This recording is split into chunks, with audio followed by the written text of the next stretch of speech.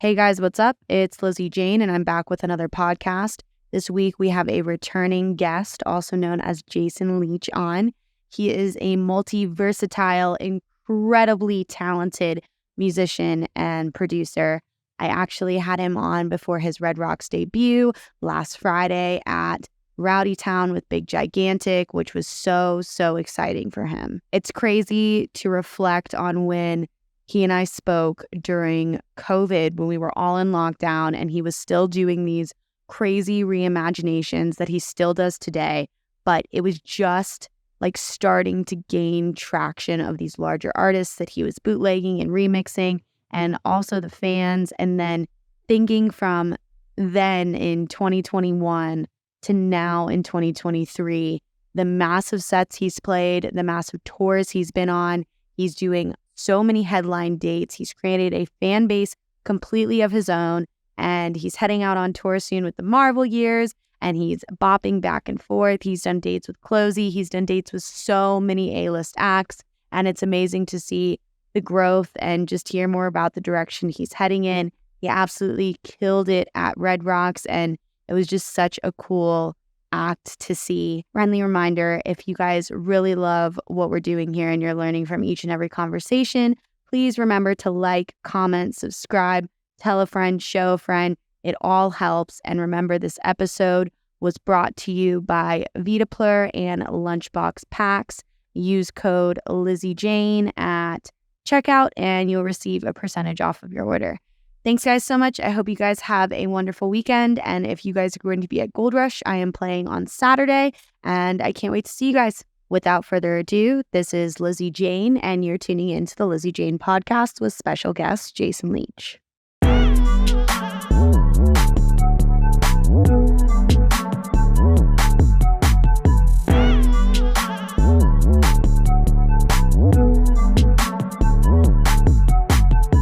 Hey guys, so lately I've seen a ton of larger shows I've been playing at that a lot of these festivals and venues are no longer allowing bags that are not clear. Well, guess what? Lunchbox Packs is coming in clutch again. They have just stepped up their anti-theft bags by releasing a fully clear hydration pack and snack pack. This is an absolute game changer for your summer festivals and events. Each bag is made out of TPU material that is incredibly durable, flexible, and made to not alter under extreme sun exposure over time. You also have the option to bring a skin in your bag on the way in, and once you're through that security line, you can zip on your skin for privacy of your belongings and to add some extra personalized fun flair. These hydration packs meet the majority of all festival regulations and guidelines. As always, these packs have all of the awesome anti-theft features as the original hydration and snack packs. Make sure you use code LizzyJane for $10 off any hydration pack and code LizzyJ for $5 off any snack pack. I will see you at the rave. The show today was brought to you by VitaPlur E-Boost Gum. With no pill to take or powders to mix, VitaPlur E-Boost Gum is a first-of-its-kind energy rave supplement that provides magnesium, electrolytes, and antioxidants while you chew. VitaPlur is the perfect complement to my active lifestyle, whether it's at the festival, on the road touring, or hitting the gym. Chew VitaPlur and dance with confidence. Use code LizzyJane for 10% off any order. Jason, I'm so glad that we are finally doing this today. Thank you for joining me. Thanks for having me. You have your Red Rocks debut tomorrow. That's right. It's so exciting. Are you just pumped beyond belief? Yes, that was the top of the bucket list. Yeah. It really has always been. Absolutely. And I just feel like your style and just you always like organically being a live performer. Whenever I think of Red Rocks, even though it's fucking awesome for electronic music, like live music thrives at Red Rocks. It's that like typical Shakespearean type venue that is just, I remember I went to the South Park 25th anniversary there, and they brought out Rush without Neil Peart, and they had one of the curators play on the drums. And like that was one of the first times that I'd been there for like a non-EDM kind of event. And it just like took my breath away. So it's so exciting. And I feel like you paired with Big Gigantic, there's like very few artists that I would think in my head that's like a better pairing just because of what you guys all do, integrating the live instruments and then having, like the EDM tracks and the production tracks in the background. Are you debuting any new music? Like, talk about like the way that you kind of started to build your set when you knew this was your Red Rocks debut. Yeah, I was like, okay, I got to do. It's like a all the songs I know that work live, and then I was like just busy trimming the fat and just like Mhm. if I get X amount of time here, I want to use every single second right. You know what I mean? And Yes. a second, but like every 4 bars, like everything Mhm. has to be perfect. You know what I mean? So I really like try to make it just be like nonstop, exactly what I wanted. Songs that work. I am gonna debut a new song, collab with Smokeland. Yeah, Love the Smokeland Boys.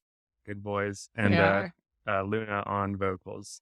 It's called All Sweet. in My Head, and it's like this half or orchestral piano-y, strings, and then the other half is just like heavy That's dubstep. awesome. Yeah. And I mean, I've definitely followed your project for a while. We've Mhm. spoken back and forth for quite a while. I know Yeah. like we've met here and there, but you've always like really stayed like true to your vision. And I feel like I would love to know like your background really, because like I obviously can tell and everybody else can tell that you're a musician, and Mhm. you kind of stepped into the EDM sphere with a very unique approach of like doing your own interpretations, or like, what an average producer's quote unquote bootleg would be, but with, your piano, with your synths, and like reimagining it that way. Like, I want to know, were you in a band before? Were you like a musician in kind of another genre? Have you kind of always done these reimaginations of tracks? I was in a band. I did like the high school pop punk band Yep, fun in the yep. garage, I think most of us did. Yeah, trying to be Blink 182 or something. Uh, and then in college, and before that, I took piano lessons like since first grade, and just stuck with them all the way through high school, and then in college continued piano lessons. But in college I was with a band as well, and we did more jammy stuff like Grateful Dead covers and Oh, stuff like sweet. that. And that was really fun, and that's where I was really performing like on stage in front of like a rowdy college, crowd. Kind of got my stage legs, understood like Yeah. how to look, try not to be completely awkward on stage. But yeah, that bands came first. But I do remember like in high school, I heard like dubstep and EDM for the first time, and I was really excited about it because they're not the songs are just synths and sounds and melodies, and I always thought that I had to find my place in a band. Like, who can I play keyboards for? And a lot of bands don't have the keyboardist as the lead. You're Mhm. usually the guy Yep. filling in Back in the right back. corner. Yeah, Maybe you're playing like the triangle and and have a computer and do yeah, all this other shit. but I mean, they're some of my favorite keyboardists, but like, that's not the star. They're more like, I have to be the star. Yes, It's just yes, that's yes. yeah.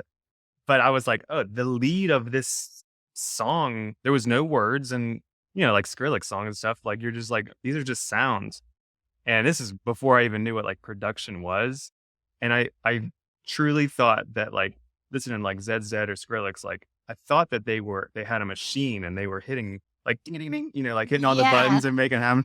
I was like, I wonder what they're using to play. Like, I thought they were performing it.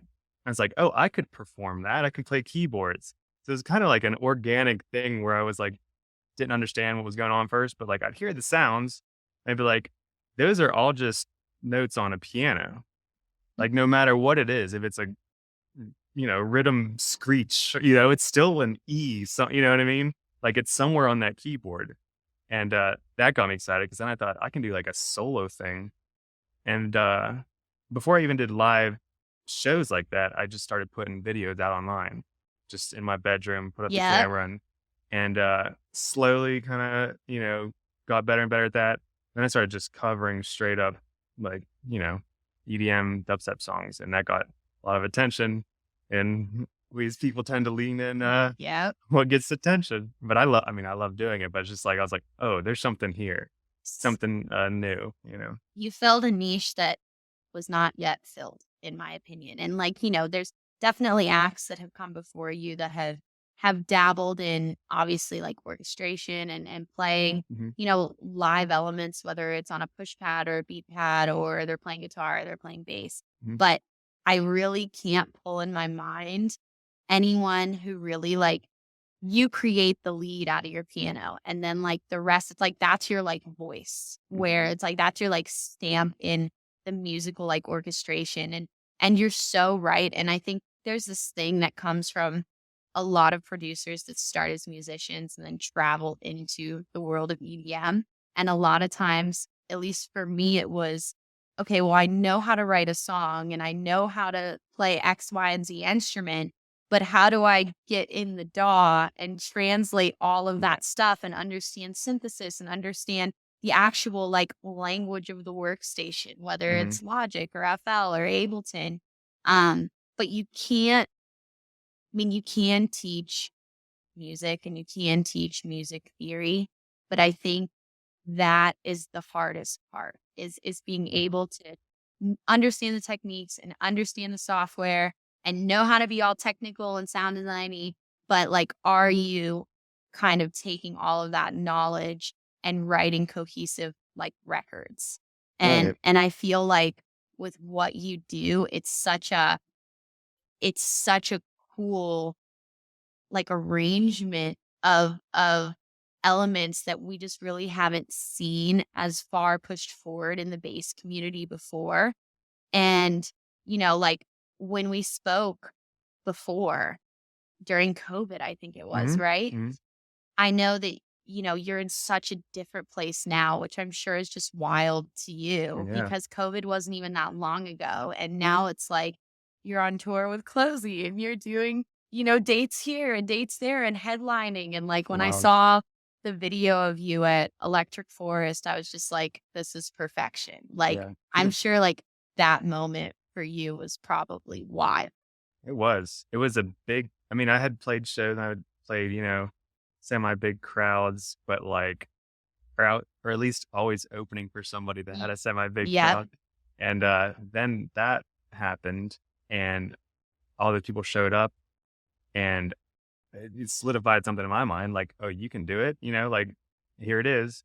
But then just the uh that weekend, is there people from all over the country, and then they all go back home. And now wherever I go in the country, somebody's like, I was at your Honeycomb set. And like, that is the most, you know, whatever I hear most from somebody that comes up to me, it's always, I was at your Honeycomb set, Mhm. So I know that got the word out somehow. And it was just a great vibe. It was like Thursday during the day and people were Yeah, walking it was in. like before the festival, like really, like almost like legitimately started. It was like the Mhm. pre-party, like day one kind of deal. And Yeah. I feel like that is like so much of like preparation, like meets the opportunity, and you guys were in the right setting to Mhm. do it. And it was like the right crowd of individuals that were really receptive to like what you do. And I think that is Yeah. like what's most exciting and what's like so cool about those camping festivals, like whether it's Okeechobee or Electric Forest or, rest in peace Okeechobee, but it will be back. It will Yeah. be back. I never been. Yeah, it's I went when I lived in Florida, and Yeah. it was kind of like the Electric Forest of the South Mm. before it was bought out, and it was very cool, multi-genre, very, Cool. very kind of Electric Foresty meets Bonnaroo, Mm. and very cool vibes and welcoming to all types of music. But, exactly what you said before kind of like Forest, when you would open for people, I remember us speaking in the podcast we did previously, that it would kind of be a hard dynamic change for you because, Yeah. you may have somebody before you who's maybe like a local opener or a regional opener that's playing like rhythm. And then Yeah. you come on and it's still heavy, but it's like you're a performer. And I definitely noticed that when I started to sing a lot more than just DJ, the whole set kind of deal is people like watch you like they're watching a band, but as a DJ, you dictate almost the way the crowd is feeling by how they're moving. So, I mean, have you kind of figured out a way to balance like, okay, the crowd's digging this and they're just watching me, or like maybe I'm losing the crowd, or maybe like it's just like what I do that they're just infatuated with? Yeah, there's a weird thing with playing heavy, like bass music, but so like if you're at a heavy bass music concert, then you're kind of like in a rage mode and you're moving. It's not like this, like, stand back and watch for at least a lot of people. But like I'll be playing it, and if I'm noticing that if the crowd isn't moving, it's like I'm losing them. But then I look and some of them are just like looking up at me, and like they're not like bored. It's just they're watching what's happening and trying to figure out, like, what I'm doing How is up he there. doing that? Yeah, but you're there, and like the act before you, they're headbanging, and then you're like, no, I'm like, okay, I'm gonna play the piano. So I can kind of figure out, and I'm getting better at knowing like the push and pull of like maybe not too much of one thing, like, you know what I mean, show off a little bit of piano solo or a synth solo, but then it's like hit some bass and then bring it back. I mean, that's what a good mix sounds like. But 100%. yeah, It definitely takes, it's hard because it's like a DJ set takes like so much curation, but then when you have that live element, there's just this other level of preparation that has to go into it. And if I remember correctly, you're running everything through Ableton, right? no, Ableton Live. I don't know how to use Ableton. Oh, I'm not an Ableton boy. okay. So run through your setup for me. Like All if right, I was like 101 for dummies, how to be sure. Jason. It is. You're gonna be surprised how basic it really is. But a lot of the heavy work is behind the scenes and before the set. But it's make the set I use Logic, and I cut out from whatever stems I can get or recreate. Yep. And like, so if there's a drop, like the song that you're hearing, it has the build up and then it's just drums and effects, but there's no, bass or any kind of melody in it. So I cut it out, and I spend most of the time just in Logic making this mix.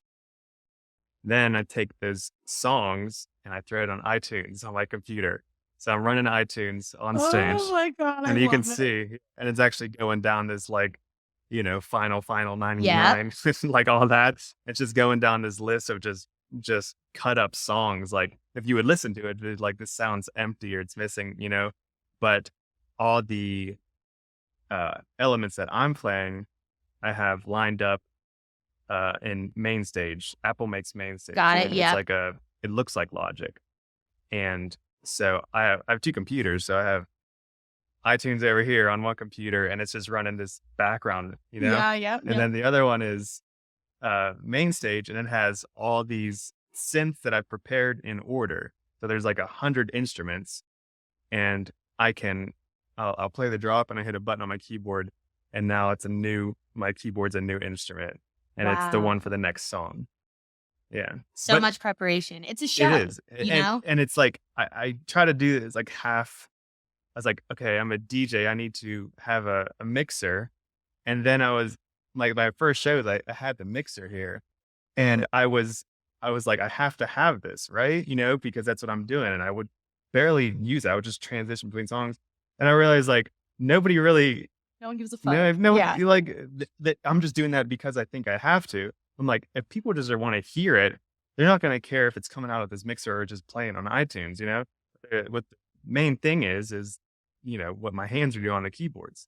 So like, that's kind of where we're at now. But there is something like, I would like to get into Ableton, because then you can really. Well, that's essentially what people who I'm currently in my first process of putting together my first Ableton live set. And that's what people who are doing, whether it's they're using the push pad or they're using an Akai product or a MIDI board or whatever, they're setting up all of their tracks that they're going to run through, and then they're triggering it off of faders, and then they're MIDI mapping whatever sound on whatever instrument they're bringing in, whether it's a drum pad or it's a keyboard or it's da-da-da, as long as it's not a DI direct in synth, which I personally think like I understand why a lot of people use guitar, and I understand why a Mhm. lot of people use like real synths and not MIDI keyboards, because you go right DI into whatever mixer you're playing with, and it makes it so much easier. And then they just have Ableton kind of like fader one, fader two. Yeah. It's exactly what you're doing. Mhm. It's just a different layout. And I think there's just this like mysteriousness that consumers, especially fans who are really into electronic music, Mhm. have with like these live sets,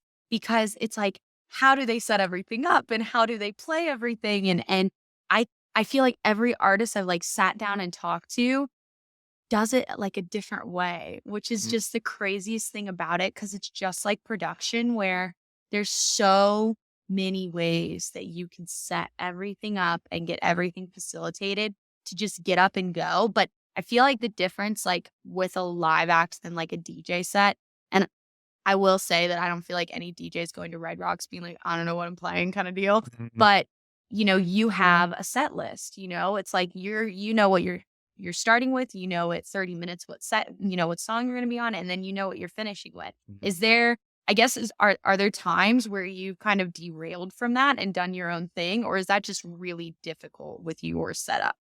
That's kind of where I like painted myself in a corner because I have this set and it's just running down. And then if someone's like, actually, you have 45 minutes instead of an hour, then it's just like, Yeah. it's not like I can transition because No. I produce the end of one song ties to the next one. And It's every like an time I want, album. yeah, if I Yep. want to add a new song, I have to go into Logic and I have to make the right. So it's Hmm. a big deal to like add a song and it really takes a long time. But like, yeah, that's one thing that I wish I could kind of jam out.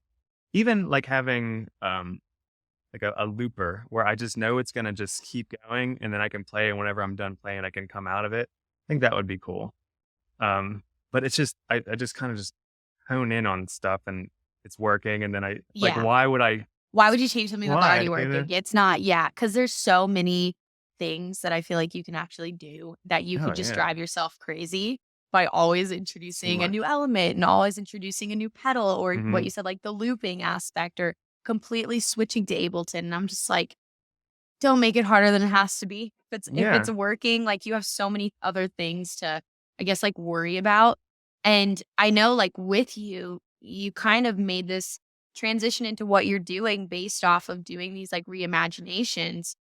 At what point, were you always making your own music, I guess, in electronic once you kind of made that switch?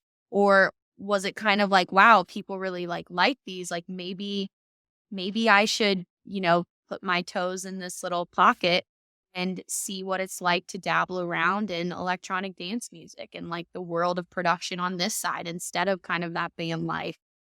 Yeah. I mean like I saw that well, I was enjoying, going to EDM shows and I was like thinking in my head all these sounds can be played. And then I kind of dabbled in it, but didn't think too much of it. It was just kind of like for the video thing. Mhm. But I really like, I don't know, I have so much fun with it because it's more, other than like, in a band, like this thing that I got going and what I see, it's kind of becoming this like, uh, it's almost like a comedy act because it's almost silly.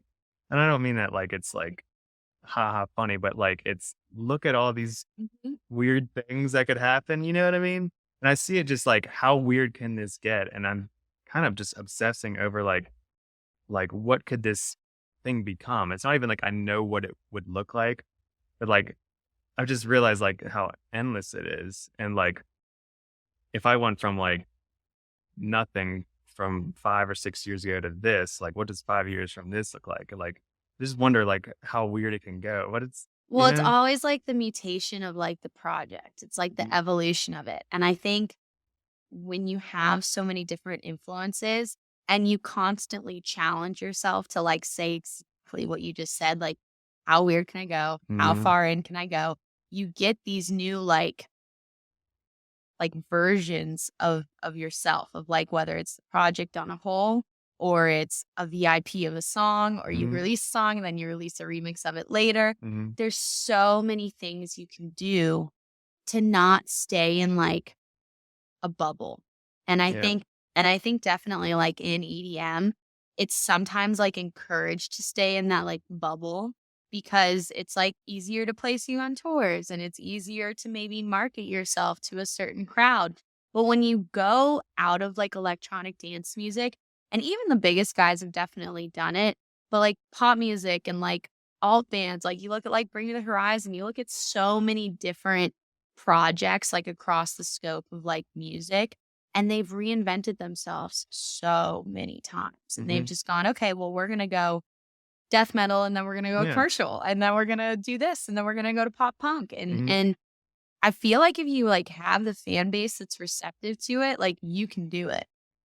Yeah. And my like, I think my biggest hang up right now, I'm getting better at it, but it's making an original track Mhm. because I've just leaned into remixes and like I worked that muscle. Like that was the big thing. That You know was what I the mean? You know muscle. what I mean? Yes. And it's like, I know what works and like I've gotten better with the videos. I know how to make them like I know like how to keep them snappy and everything now, or at least compared to my older stuff. But like there is something that is just about opening a blank project and you can click 1 million different sounds and that just kills me. I mean, I have put out original music and it takes me a long time, like a month or two, where I know people crank them out in like a day. It's sick. It does. And I do that, what's it? Paralysis by analysis. Like Yeah. I just get stuck. Cause then there's the whole, like, I'll be making it and then you EQ something, but then it changes that down there, which makes it that different. And then you change that, it makes that different. I just, And you look at like a spectrum analyzer and you see how yeah, everything is so like what you said with like an EQ, like if you're automating like a notch EQ or if you're cutting a whole low end out of a certain like every element is supposed to have its place yeah, in like the technique world of your sub's supposed to be up here and then your high end and your percussion's supposed to be up here and then we have the duck in the middle where the mids are and we have to make the mids yeah. full and wide and also it be like clear and mono Hmm. and there's so many things, and that's even before you get into like the creative Yeah, aspect of things, of like the actual songwriting. And I feel like it's difficult when you're in such like a creative process that you normally have. Like I'm sure when you go to reimagine a song or to remix a song, you have like an order of operations hmm. potentially. And then when you open up that blank project, it's just exactly what you said. And it's not like, oh, we've got a drum and guitar and Yeah. bass and keys and a singer, and this is it. And we're gonna write somehow some chord progression that some band a million years ago wrote or Hmm. some band yesterday wrote, and we're gonna make it our own and we're gonna add harmonies. And you kind of have this like cool thing, but it's also like a limitation of you can only do so much. And like I've always seen in like metal and post-hardcore and alternative music, like they do utilize like a lot of the keyboard players usually have like, Hmm. a MIDI keyboard or they'll have their computer with Yeah. Ableton where they do synths. Like I think of like old Attack, like all Yeah. of that stuff. But it's still like you're serving this purpose in this like gap of like what we wish we could have as a band. And then when you're a producer, you almost have everything. You Yeah. have everything right at the tip of your fingers, and then to add instruments on top of that, and like for you, it's not you know like what song can I write today? It's what can I write that's also going to complement my style as an Mhm. artist. And like, do you kind of have a creative process that you follow now, at least when getting into starting an original track? Like, do you always start with your keyboards? Are you starting with drum grooves? Like, how does that go for you? Um, well, I like a beat first. I think that might go back to the remixes. It's like there's some Mhm. scaffolding to work with. Like there's something here. Even if I don't even use that drum loop, at Yeah. least there's something down. And piano is nice to just leave it on piano because that is the sound you're using. And Yes. that is kind of like the sound that I want to have. Like when you hear like a song with piano and it's like at least I have an instrument that I can go to that is solid. That's what you can work Mhm. with. So that's like a piece, but there's just, okay, I write it in piano and then I see it in Logic there, and there's the riff in piano. well, wonder what that would sound like on this instrument, on that instrument. And then it's like, then it's becoming this new thing. And then like, just, I think the choices of sounds are what really gets me. Like, that's too For much. hours. Yeah. Cause like, before a producer, I think I'm a performer. Like, I need, like, I like to, I think that's why I like the remixes. Just like, give me a beat, let me play on top of it, you know? I don't want to make the beat. I want to play. I want to Yep. jam, you know? Like there's times I'll be in my studio and I'll be EQing a snare for hours. I'm like, I play keyboard. You know what I mean? Like, this is Yeah. wrong. But you need a good sounding snare to bring out your keyboard. Like, you know what I mean? But I do feel myself like utilizing myself wrong. So like that, I love collabs because Yes. I'll be like, hey, like any collab is that I have out with somebody is me laying down parts on a piano and like strings and like, here, I made it. Yep. And then, you know, works out because then they have music and the producer is good at producing. But you know, again, it's like, okay, what's my original sound? Like, what am I? You know what I mean? And that's the journey I'm on now.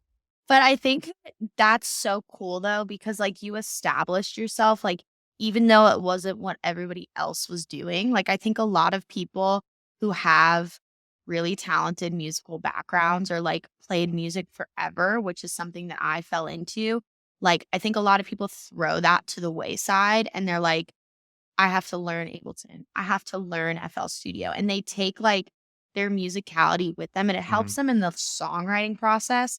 But you're really essentially starting from scratch. Like you definitely long term, I think you have such a leg up if you understand music theory and you understand song structure and you understand, you know, harmonies and the fifths and the sevenths and all of that shit because it goes into writing great songs. But, you know, I thought sound design was going to be the death of me. And then like one day I was just like, I don't want to design sounds. I'm not going to design sounds anymore. I'm going to use my keyboard. I'm going to create respaces. I'm going to create synths. And then I'm going to go in Native Instruments. I'm going to go in Omnisphere and choose a fucking sound. Like that's it. Because that was something that was like a hindrance to me. But it took me like 3 years to be like, stop trying to force yourself to do something that the general consumer does not give a fuck about. And I think really often, especially when you're in such like a heavy learning process, you think about like other producers a lot. It's like, you know, are you like producing for other producers or are you like producing for like your fans and like how you want to sound? But now, because you've established yourself in such a way, you're able to collaborate with other producers and be like, here's the MIDI, here's my keyboard lines. I'm sending everything to you, do your thing. And I think that's one thing that I just wish, I say this like every podcast, it's bad. I wish there was more of an openness to collaborative efforts in especially bass music, you know? And when you look at all of the big guys, like whether it's San Holo or Slander or whatever, they have a million co-writers. You know, you've got 5 to 10 producers in a room passing over projects, or you've got somebody bringing samples to the board and somebody doing sound design and somebody engineering the vocals. And then you've got the mix and master engineer. Like it's a collaborative effort. And I think when you're like coming up, it's really like not advised to have a bunch of people in the room really working. But that's where like the band life comes from. That's where like whenever there's more heads than one, usually you're going to get a better product. And there's something I wish I just had. I don't even care if you're a producer, just someone sit in the room and say, stick it, keep moving. Because like, if you just have like, if you're just by yourself and you just stew over one thing, you know? Oh yeah. But I've had a couple of those where somebody, and it's obviously like, it's like, I have a problem with like just stewing over it. They're like, it's good, move it. I was like, well, that'll be a placeholder. Like even when I said I place a drum loop for a placeholder, like when we were talking about like, how do you go? Yep. Like that, the shit, those are the drums you use. Like stick it, keep moving. Like, but that's how my mind, it's like, I'll put this drum loop here and then I'll come back and fix it. But then you fix the drum loop and then you now, fix that. but the piano sounds off because I was in the groove of the kicks of the drum loop. So I was like, I was riffing because of that placeholder drum loop. So when I replace the drum loop, now the piano doesn't sound right with like good sounding drums. So it's just like to have somebody be like, that's good. And that's like the bounce in place where it just like freeze it. Yeah. That's what you need to do more because it's just, Freeze, flat, and forget about it. because otherwise you can always go back and like obsess over it. And kind of like speed is kind of the name of the game anyway. It's like you can't spend a year on a song. No. You could, you really could. I have. I have. know. I definitely Yeah. have. Yeah, it's hard because I think there's just so many resources there out now where you can do YouTube University, you can do Yeah. Patreon, you can have a mentor, you can have, there's all these really, really talented individuals that have a great skill set of production. But then it's like, once you hone that down, I mean, you have to establish your sound, and then you have to Mhm. establish, what's going to make you unique and like all that stuff. And like, while I feel like you may be struggling with like the actual aspect of, okay, let's make original music and like I need to do all of it and da da da da. Mhm. I feel like you've kind of gone like a reverse way to where you are now, Yeah. but you've established like such a stronghold in like who Jason Leech is that everybody knows like you're the synth guy. Like you Yeah. are the keyboard like maneuverer and like master, and like everybody is aware of that within like I think our community, which is super awesome. And then, you're definitely on a great amount of tours. Like is the Closey tour coming up? No. No. I mean, I've played some shows with her. Okay. So you've done some shows with her in the past. And then like, do you feel like, and I know there's another handful of like A-tier acts that you've kind of been doing shows with or been around or collaborating with, do you feel like there was something in your journey that, you reached a point and you went, wow, okay, all these people are either like sliding in my DMs or I'm having the opportunity to work with them? Yeah. I mean, getting an agent help, having someone with connections because there's just be me in my room. But the video thing and doing the remixes was probably the biggest help because like we're talking about Closey, like, I mean, she was bigger. I don't know what this was, 6 years ago or so, but like she, shot up. But like when she was like on a smaller level, I was like, hey, can I remix your songs? Send me your stems and I'll make a video. And that now connected us and she liked it. And that relationship is like key versus some agent reaching out to another agent.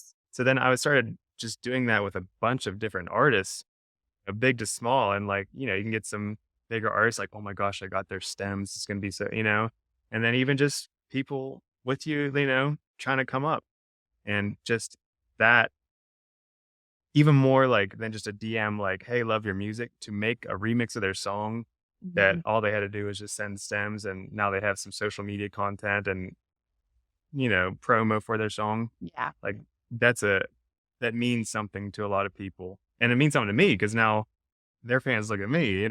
I'm getting a lot out of it too. And it's a nice little payoff I found. It's just like making friends in the industry, but giving them something of value versus just like, take. Yeah. Like, what can you help me with? Especially when you're in like an up and coming position, I think. And there's so many artists now that it's really, you're 100% correct. Like you can have the best agent, the best manager, the best team, but your personal relationships with individuals will go way further than most any of them. And there's like something that I got with like, okay, the first artist to ever post one of my remixes was Nightmare. Oh, that's so dope. And that hit a dopamine when I was like, I made the video. Like, I can't imagine. Yeah, I can't imagine. Just trying to get started. And I was like, okay, I can get on Nightmare's page with my keyboards doing exactly what I want to do. Now I can use that and be like, come over here. Like, hey, I made this for Nightmare. And I'm talking to another big artist. They're like, all right, Nightmare did it.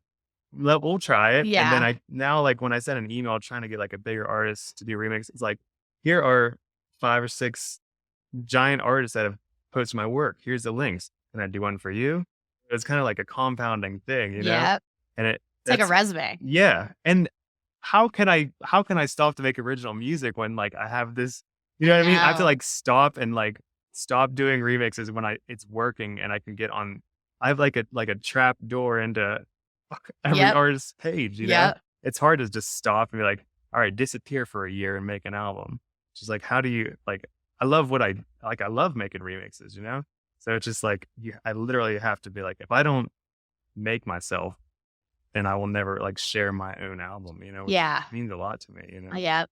Yeah. No, absolutely. And it's sometimes it's like you sometimes feel like you're taking a step back to take two steps forward. Mhm. And the good thing about it is that, when that album does come and when, those things do happen, you have such a huge support system that you've established all these ground markers with all of these people where it's like, yeah, like let's listen. Like maybe we'll play it out. Maybe we'll support it. Maybe we'll playlist it. Maybe we'll do all this stuff. And that wouldn't happen without the previous efforts that you've already done, So it's just, I feel like so much of this is perspective and there's always going to be so many ups and downs. Mhm. And would you say that, you're playing shows pretty consistently?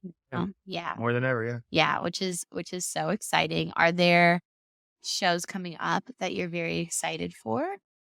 Uh, Halloween. That's a Besides really Red fun. Rocks? Oh yeah, Red Rocks. That's the big. I mean, Yeah. that's the Yeah. highlight. But Halloween, which I've never been to, so that's gonna be exciting. Another festival that's perfect for what you Yeah. do. See a little like hype about people excited for my set too, so that's always exciting. Just a fun one is the Pre-Lights After Party in Chicago. Dude. I know. Oh my God. That's just gonna be fun. Was Pretty Lights like one of your, Yeah. like, you were in the Pretty Lights Yeah. era. 'Cause Got it. It made it. It was. I was listening. I was thinking, okay, EDM is dubstep. I thought that was kind of one like the UKF. Yep. Like Eyes on Fire. Yeah, Like, I the was like, Zed's dead. yeah. I was like, I was like, yep. that's my introduction. I was like, okay, that's what electronic music is. And it's like, oh, then you hear like, Yellowbird or something, and it's just like this beautiful symphony. It's crazy to think that you can actually. He's like conducting an orchestra, but by himself. Yeah. Yeah, big fan. Yes. Yes. He had but this obviously with the band, but they had 3 nights here. And every single night there were people 11 a.m. lined up, 11 a.m. lined up. Crazy. And then he went to Dillon up in the mountains and he had another 3 nights. And it's just wild. I mean, an absolute machine that I think everybody was very, very happy to see back. And then I have Maddie O'Neill coming back on the podcast next week. Maddie O'Neill's in one. I know Zen Select is playing one. It's so crazy that it's like, it's definitely like older generation, newer generation kind of really coming together. And I think every single artist who's playing the after parties is just like wonked out. Like, wow. I mean, that's like you look up to, like that's, and when I played Denver with Marvel Trio a couple months ago. So that's Cervantes? No, well, I did do that, but there was one at an amphitheater. Oh, Mishawaka? No. I'm trying to. Oh, forget it. I forget. Okay, but anyway, Pretty Lights, Derek showed up. Yeah, he was there, and I exchanged like a hello, yeah, and it was like, okay, that was like something in my head. I was like, all right, you're doing something right, because like now he's like standing in front of you. You know what I mean? I mean, he was out in the crowd and he was talking to everybody, but just like this figure in your mind when you're growing up and like listen to it, and now he's like watched my set. Yeah, it's just like, all right, it's nice to see that you're on a right path, because he has always been like the shining light.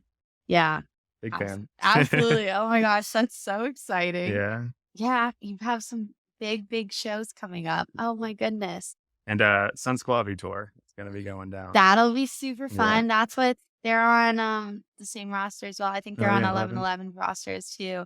And I mean, you just do this, like, you have like a really cool crossover deal where I feel like you can do the bass shows and you can do like the very EDM centric stuff, but then like you can also do the jammy stuff, and you can also do like the like alternative indie electronic stuff. Like it's really dope because there's just not I'm sure there's so many artists out there that could fit into those categories, but I don't know a lot in my wheelhouse that can like cross those lines. So, I mean, it must be cool to be able to be like, okay, like I can formulate like this set for this type of event for this crowd.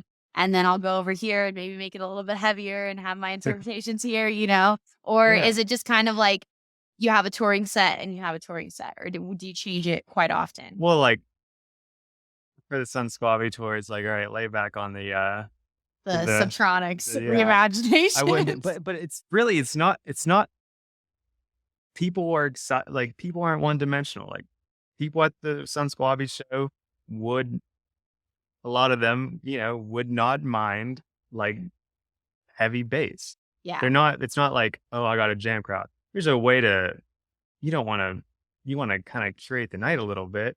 So like I will lean into more, but like I said before, it's almost like this silly thing. Like it's not that I'm a DJ and it's playing this angry music at Sun Squabby. It's just like they see me hitting this piano or this keyboard that they're familiar with already, and it's making that sound. And even if that's not their taste in music, it's like still they're looking, and like there's something. Yeah, I'm really happy that it's just like people are accepting. They're like, all right, I get like a lot of comments like that. Not the biggest dubstep fan, but that was cool. But that was cool. Yeah, Yeah. because you're showing just like what today's digital age can do with like a keyboard. Like I feel like the keyboard is like the GOAT instrument because you can like Yes, it is. You know, like you can do anything Any with instrument. it. Like literally anything. Like whether it's MIDI mapping, whether it's you're using, you know, the software you use to like assign. Do you kind of, I guess, is it like octave to octave? Like you can set like an octave range and then I guess identify which instrument you're going to assign to that octave, or like how does it work for you? Or do you have like a kick and a snare and a hi-hat and a crash? Like how do you do it? Like the keyboard, like, well, there's a song that I'm playing a synth solo, which is like a serum patch, and I'm playing a synth solo.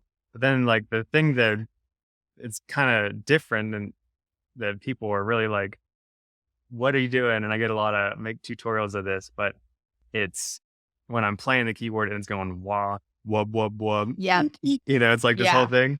But that's just a sampler. It's just, you know, how people throw a sample on a keyboard, but I have to build it and I build it in mind of how it looks to the eye. Because like you could, if I wanted to, just put all the wubs in a row, A, B, C, or A sharp, B, you know, all that, and just go wub, wub, wub, wub, and just play it. But like, I try to think of it like a piano player. So I'm going deep wub down here, screeches up here, you know what I mean? And like, so then it looks like this instead of just like, I don't know what he's doing. It's the performance aspect of it. Got to be like spread out. But even like I have a lot of like old elder, you know, whatever you want to call them. Yep. Fans, because they're like, I like this, and I know that they don't listen to anything like that. You know, just kind of going off what their Facebook profile pic looks like. But like that, like my grandma knows what a piano is. You know what I mean? Yeah. But like if she saw somebody DJing, it's like, I don't know what's going on up there. Like that would be kind of a disconnect for her. Just like people can understand finger to piano note makes sound. Yes. Yeah. So that's what I like. That's why I like a little something I have. I love that. And like in regards to like your setup, do you have, I can like picture it in my head, but like there are 3 different synths, right? Mm-hmm. Or are they all MIDI keyboards? No. So middle one is the MIDI. That's where you're assigning sounds, doing the sampler. Yep. And that's in main stage. You can have all your patches. I got serum, massive, you know, all those, but then also some of them are the sampler, which like is within main stage. So it'll go down to the next one. It'll say, you know, Smokeland samples. And then now my middle keyboard has become that, you know, what we were just talking about, all those wubs. But I play with the stack of 3 keyboards when I do it live. and on my videos, the bottom one is always piano because it's weighted keys. Traditional. Keep it. Yeah. Got it.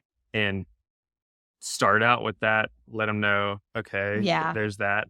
You can't just hit them with the. Yeah. They're like, holy shit. Well, it's good. You know what I mean? It's just like, it's like, okay, I understand that. Oh, now he's making that sound. And then, oh, he can do that sound. But okay, so the bottom one says piano live and on videos. Middle one is the MIDI one. The blue one on top is a Yamaha. But when I do it live, I use the stock sounds within that because that is, it's the strings and bells and pads are good, and that like if you just need filler sounds, or like the guitar sound is really good too. So I can like kind of do that. But like that is more, you'll see me playing for build ups versus I'm going like, hitting the strings and everything. But then it's like, here comes the drop. There's no really sounds on the Yamaha keyboard that will connect like a, so that's one of the middle ones for. But in my, and this is I got to take this step forward, but like in my videos, I run it all into Logic and I can make all 3 MIDI keyboards and I'm not worried about it overloading because that's a lot of CPU, you know what I mean? And I'm fine with that. Like I can just run in Logic and they all run and I can make the blue keyboard, just run it as a controller. So it can do wubs too. But to do it live, I'm too scared. Like I don't need it that bad. The show would be better if the top one was. But you're afraid of like literally the CPU just. Yeah. I'll need a third computer, but then I'd be looking at 2 screens. There's a way to do it though. Like in main stage, you can stack 2 keyboards. Like you put them out there and you can label that and that. But then I'm thinking twice as much about what's the top one, what's the middle one. Yeah. And I'm like, it has to be like secondhand nature. Yeah. When you're gonna like take a jump like that. But there are songs I can't let, like in my videos, you'll see, and it's like, I'm doing this like all over dubstep thing, but I'm not there yet with the live set because it's like I'm stuck with that stock. Yeah. But I like it works. Like I can still work a lot with that middle one. And then I know we like talked about the loop pedal, but like, do you set them on loops? Like if you're playing the keys, are you ever setting that on a loop and then moving something else? No. Just raw. Okay. We're moving forward. Yeah. It's the piano is the stock piano sound on that. So that's just a guitar cable out, quarter inch out of the blue one on top. That's just the stock sounds there. Middle one, USB into my computer, which is right here, and then just a headphone jack out. So now you have another audio line. Absolutely. So it's just like raw sound. Would you say like traveling is a bitch? Like not great? Yeah. I figured out how do you finagle that? It's a lot. I mean, you'll see tomorrow. I have a case. I was like, okay, I can't travel with 3 keyboards and a keytar. So it's like, that is going to be $400 every time I fly on top of the plane ticket. That's impossible. So I had the idea of, I need to put all these keyboards into one case and be like, here is my one case, and then just fly that and get one time pay. But they don't make anything like that. Yeah. My dad, Ooh. handyman, custom made this keyboard case that holds all of them. No way. Yes. That's dope. So I've traveled with this big. Oh my God, I can't imagine how big. It's huge. It's a lot. My keyboards themselves aren't very heavy. How much does it weigh? I keep it. The 100 pounds is the cutoff. We made it like 95, 96.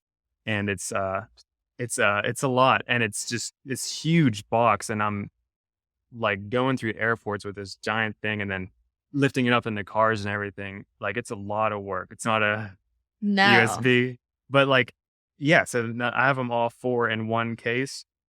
And that started working. I found out that Southwest will fly it for $75, which is nice. And then I found out an even better trick. My manager told me, get a media pass. And if you have a media pass, they'll fly it for free. What? So I fly my keyboards for free.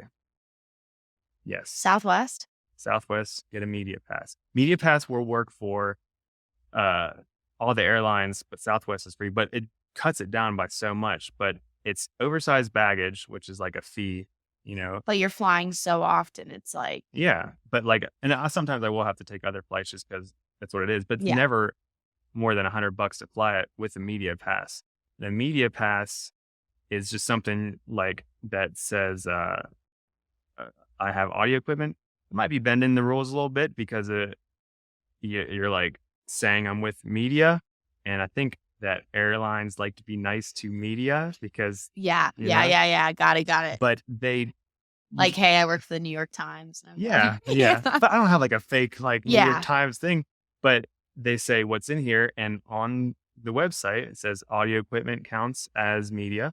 Run and it. I am doing something sort of media. I'm Oh my play gosh, you were multimedia. 100%. So Yeah. I think they're thinking more like camera, you know, But still, audio equipment, and I say audio equipment, and it goes through. that's audio equipment. Yeah. Yeah, that's Yeah. wild. That's such a little hack. I hope the FBI is not listening. I this think podcast. we're gonna be okay. Yeah. I confidently say I think we're gonna be okay. Yeah. I always think about that because It works. I've talked to like Trifecta, and I talked to, Evolution and all those guys, and just them like transporting their guitar. Mhm. Half the time it doesn't end up where they are. Yeah. So that's definitely not great. And then Yeah. like when you're playing on stage, are you running everything through an interface? Or are you plugging straight into a mixer? Oh, that's the other thing. In my book, I'll tell you what my Yeah, I need to know Airport because thing I'm is- putting this like in my head, and I'm like, you're still This missing isn't- pieces yeah. of equipment. if I had one more piece of equipment, I couldn't do it. I'm literally like full to capacity. It goes 100-pound keyboard case. It looks like a coffin. Right? Yeah, So I'm I lugging can't that. imagine you going down like DIA with Yeah. this like on your It's a lot. back. It's a lot. It's a workout for real. But so that I got that in one hand, and then my book bag, which has my laptops in it, fits my sound mixer, which is like a Behringer. I control the levels, and that's what Yeah. I run all my sound into. Got it. So Okay. sound guys are like, when I arrive, they're like, "What is this?" I'm like, "I have What is one this? output for you. Yeah. It's just a left, right, Well, out of oh my thing." God, that's So a it's easy. dream though. Yeah, Make and I it have control so right here. easy. And that's a Behringer. Yeah. got And it. it fits in my book bag barely. So now I got this. So you're heavy really book bag. showing up and you're acting as your own front of house engineer. You're like, Yes. hey, plug this in. Don't touch anything. Yeah, because I'm playing these EDM shows, and they're like, we Oh. thought you were a DJ. We didn't. When think- I have IEMs, when I have Mhm. in-ear monitors, it's like the world's ending. Like Yeah. pigs are in the sky, they're flying. Scary. Yeah, like, and Maddie O'Neill does the same shit. She has a, I don't know if she has a Behringer mixer, but she has a certain mixer. She's like, especially like when I show up, I set up everything on my own and I say, here you go. Mhm. Because I think a lot of times when you're in venues that are multifaceted venues that are doing band shows and they're doing this and they're maybe not just a club, one, their audio engineer either isn't knowledgeable enough, Mhm. or two, they're like, it's an EDM show. I have a night off. Like, I'm just going to sit and watch whatever on Yeah. Netflix, They don't check the, see what the. You come in with your Well, coffin. if there's four DJs and then there's another person, they're not gonna be like, oh, this 5 output person is coming.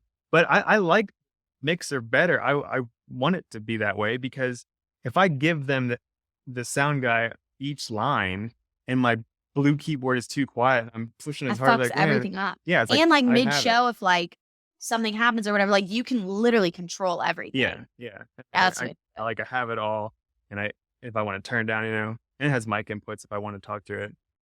But that's in my book bag on my back, 100-pound coffin in my right hand.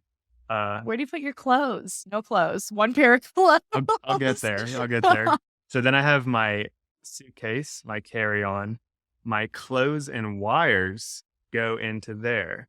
So it's like the clothes keep the wires, safe. Protected. Yeah. And then that's in this hand, and over my shoulder is my keyboard stand because I have to have a 3-tier keyboard stand.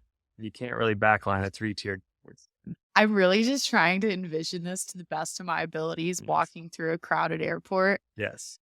But it's ridiculous looking. That's why it's so nice to have someone with me. But Yeah. the newest thing, and it's saving my back, and this is also my dad's idea. He was like, well, the custom, the coffin has 2 small little wheels on the back of it.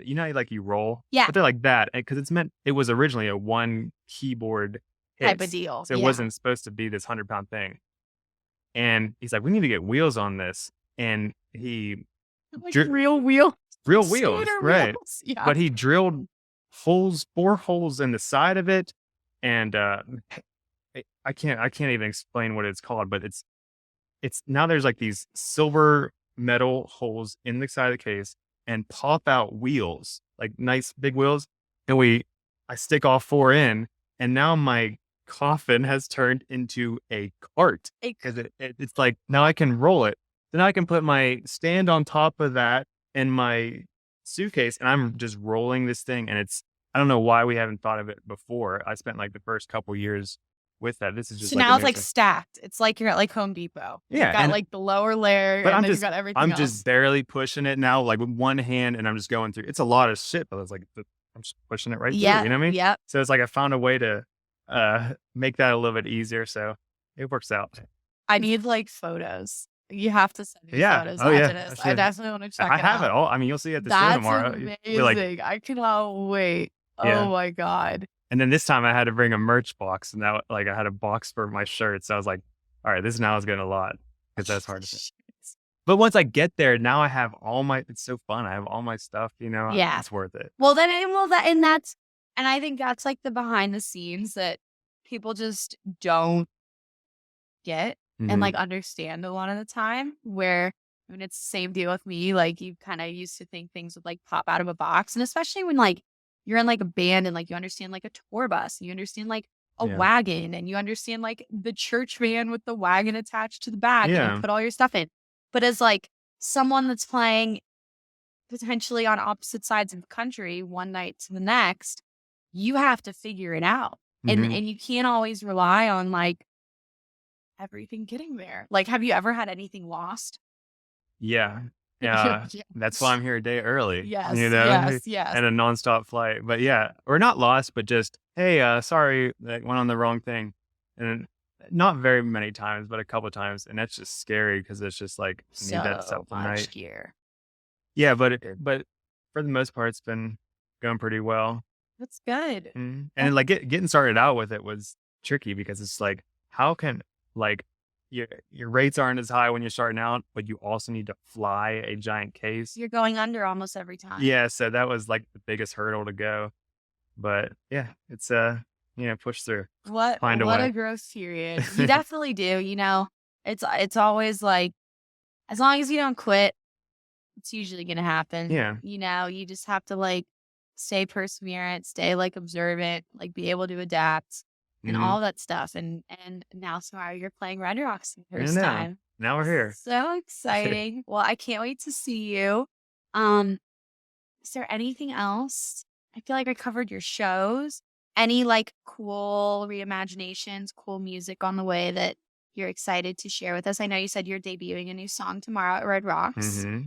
Smokeland. I got one going with my homie Honeycomb that we're very excited about. Love Honeycomb. And Britt Laurie, she sings on it. Great singer. I can, because this probably isn't coming out till a week or so. Yes. Yeah. Okay.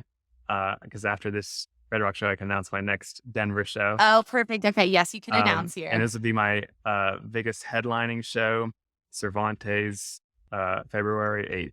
Wow. Yeah. So exciting. Oh my God. I know. So that's a big one That's for me. big. Yeah. I mean, Red Rocks is huge, but to put your name on the show. The it's headlining bill. Denver loves you. Do you feel like Denver's like one of like your places? Yes. It's Yeah. It's where, biggest crowds and everything. It's just the right people get it. Yeah, the people get it. The people get it. Well, Jason, thank you so much for joining me today. Thanks for having me. Yeah, Thanks for talking me up and absolutely. making me feel I can't wait like to I'm onto see you something. at Red Rocks tomorrow. Thank Let's you. go. Congratulations. Thank you. All right, bye guys. Peace. See ya.